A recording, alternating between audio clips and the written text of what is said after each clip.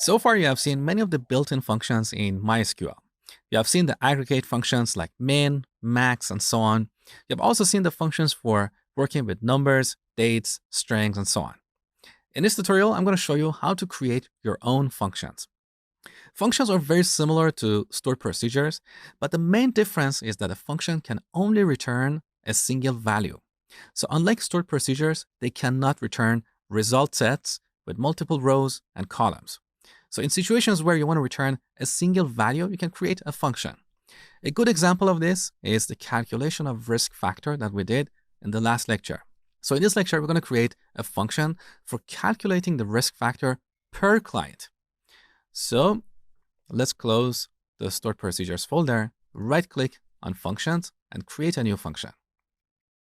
The syntax for creating functions is very similar to the syntax for creating stored procedures. So here we have create function. We give it a name like get risk factor for client. Here in parentheses, we define our parameters like client ID of type integer. Next, we have this return statement. This is one of the main differences between functions and stored procedures. And this specifies the type of value that this function returns. So we can have int or integer or any other data types that we have in MySQL.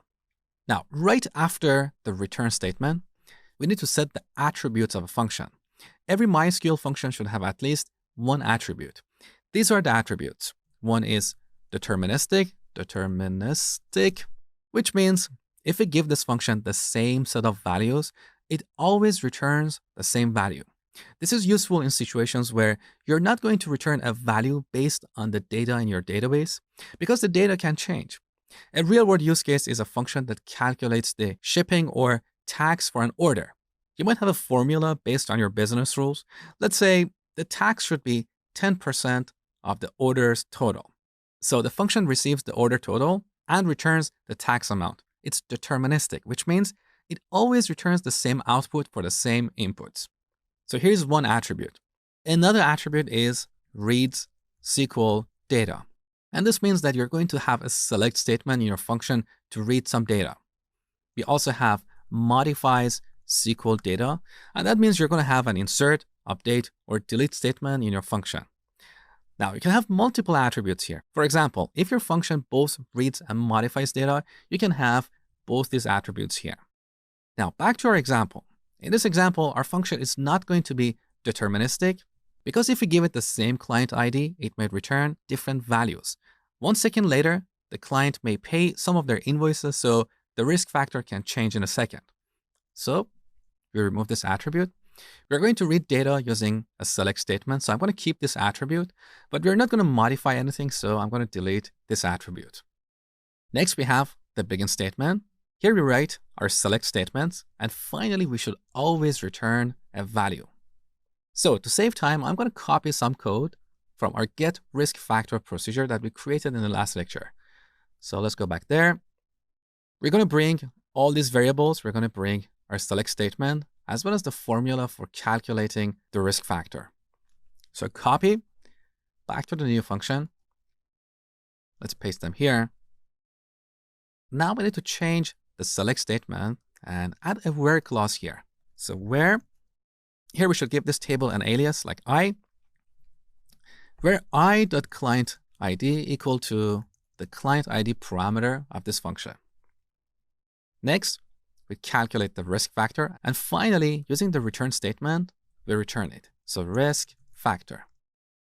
That's how we create functions. Let's go ahead and click on apply. All right, now let's apply the changes. Beautiful. Now we have a new function. We can use this function in our select statements, just like the built-in functions in MySQL. So we can select the client ID and name columns from the client's table.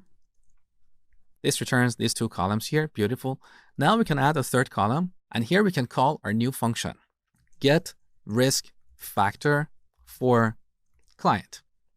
And as the argument, we pass the client ID. There you go. Now we can see the risk factor for all these clients. Some of them don't have a risk factor. We see null here because these clients don't have any invoices. So back to our function where we calculate risk factor, we get the invoices total, which is the count of everything. This is always 0 or greater. Now, the second value here is invoices count, which is the sum of invoice total column. Now, if this client doesn't have any invoices, sum is going to return null. So 0 divided by null produces null. Here we can use the if null function. So if risk factor is null, we can return 0. Okay, let's apply the changes. Beautiful. Now, back to our query. Let's execute this one more time. Now, instead of null, we have 0. Also, note that the name of this column is based on this function call. We want to rename this to something meaningful like risk factor. That is better. So this is how we create and use our functions. Also, similar to views and stored procedures, it's a good practice to save your functions in SQL files and put them under source control. I already covered that before, so I'm not going to repeat it. And finally, we can use the drop function statement to drop a function. So we type drop function.